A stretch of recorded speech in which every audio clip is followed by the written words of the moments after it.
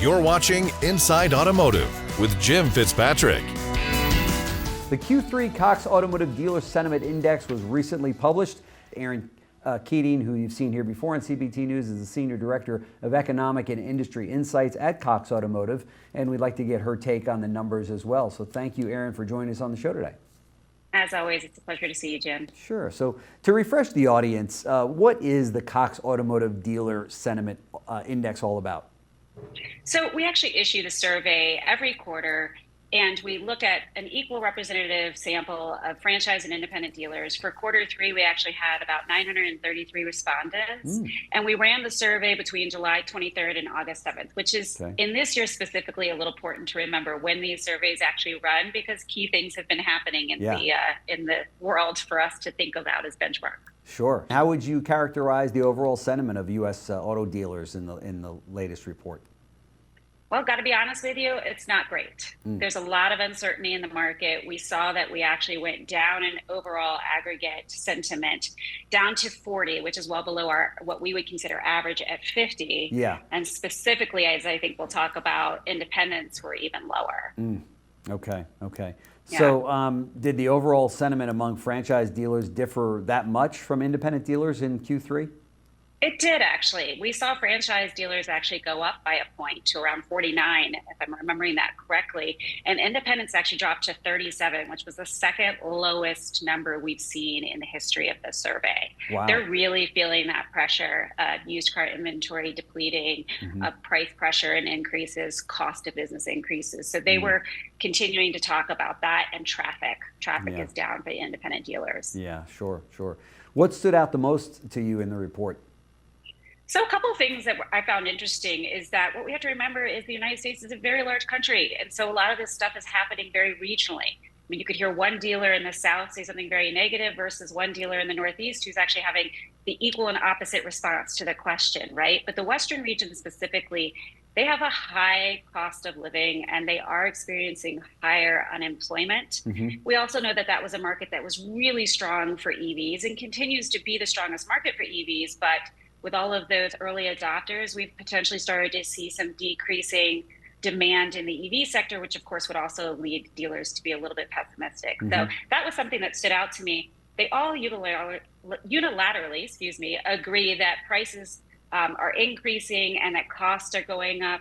And something else that was really great for franchise dealers specifically is that they're seeing pretty positive on fixed operations, which is good. We're seeing a lot of them very happy with their staff and the people that are in their fixed operations business, as well as the traffic, because a lot of people are holding onto their cars for longer. So repairs are necessary. So that was actually a good piece to the news, I thought. Sure. In the last report, political climate was climbing in the list of factors holding back business for dealers.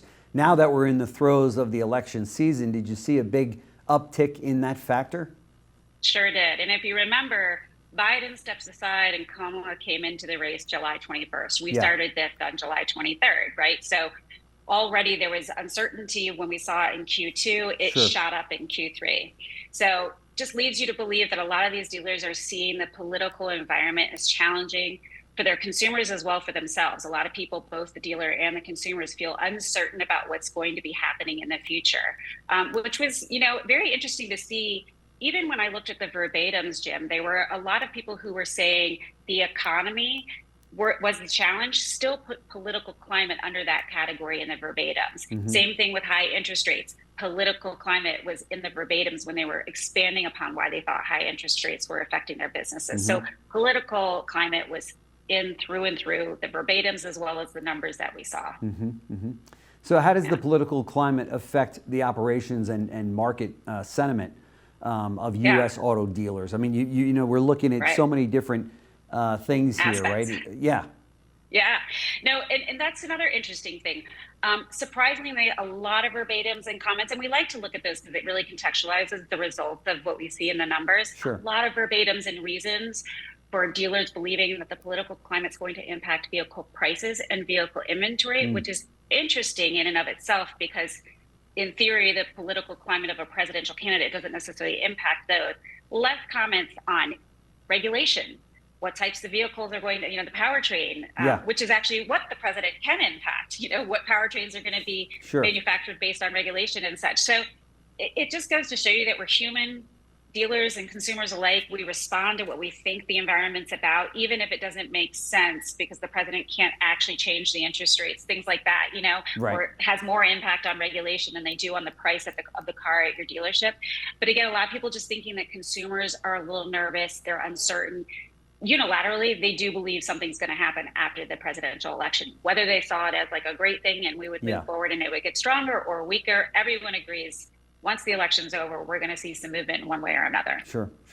Electric vehicles continue to be an extreme hot topic. What were the main insights about EV sales and expectations from the Q3 dealers report? Yeah, they still are not above that average mark, right? We're still having dealers pretty reticent about the EV market, but they were still more positive in the outlook. It went up in current situation. Okay. However, they all dipped when we looked 3 months out. And said, what do you think about it in the future? The interesting thing there, again, is what you and I both know, EV sales do continue to increase. Yeah. And it is where a lot of the OEMs are putting incentives. So it's a real mix of, it's a little bit tough to read through the verbatims and try to really figure out where is the downward looking outlook coming from.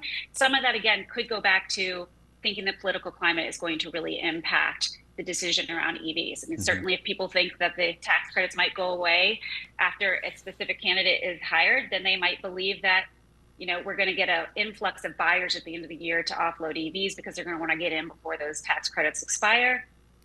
Some might believe that the consumers aren't interested. We know that this is going to go at a pace that's slower than we expected, but they are rising. So it's just a strange thing that dealers are feeling it on the ground, that it's not going so well. Right. But the numbers are showing that they're increasing in sales. Yeah, just not fast enough and big enough, right? Right, exactly right. So looking into the future, what was the market outlook for the next 3 months? Most of them are thinking that it's going to be weaker. The interesting thing is that we got the most amount of comments from people who felt it was going to be average, sort of status quo, if you will. So, if we think about 850 people who actually left comments, which is astonishing given it was 933 people in the survey. So 850 people felt that strongly about their answer. They wanted to give you a little context for it. So again, I think that's important to remember. But out of that 850, over 500 of them felt average, and here's why. And it was all political environment, economy, high interest rates in that order. So, it was political, high interest rates, then economy, all in that order of what they really felt was going to be the most difficult about the market in advance. But, I think that we just have to remember that it remains to be seen. People still want vehicles. We are still a nation of drivers, and I think it's still good news for our dealers. I agree.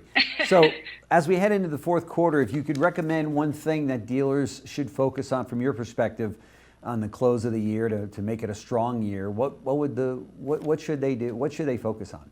Yeah. If it's okay, I'm going to give you 3, and only because I want to say, for franchise dealers, I think it's pretty important to remember that you have a solid product mix. You're telling us that in the sentiment. And with that mix, it means that you can satisfy a broader set of customers if your salesmen really understand how to listen to the client of what they're coming in and asking for, and being able to offer different variety. You have good options that are under that average transaction price. Help your consumers find the options they want, even if it's not exactly what they're asking for right when they come through the door. With used, and independent dealers, used inventory we know is about to get squeezed pretty toughly. Work with, products like vAuto and other products that can help you really get that purchase of your used vehicle inventory down. And, at the end of the day, this is a very regional problem. We see that different things are impacting the dealers, both franchise and independent, in different areas. Work with your manufacturers or with your auctions and find out how can you really work with them with what's happening on the ground where you are. You know that best. They know that well because they're in that region. Really develop that partnership because everyone wants a win out of the situation. And I think that's going to be a really great route to go, is thinking about it regionally, not always looking at the national picture for the answer. Yep. Those are 3 great answers, great advice. We very much appreciate that. I know our viewers will as well. So Aaron Keating, Senior Director of Economic and Industry Insights at Cox Automotive. Thank you so much for joining us. This has really been great. Love to do a follow-up with you. Thanks for watching Inside Automotive with Jim Fitzpatrick.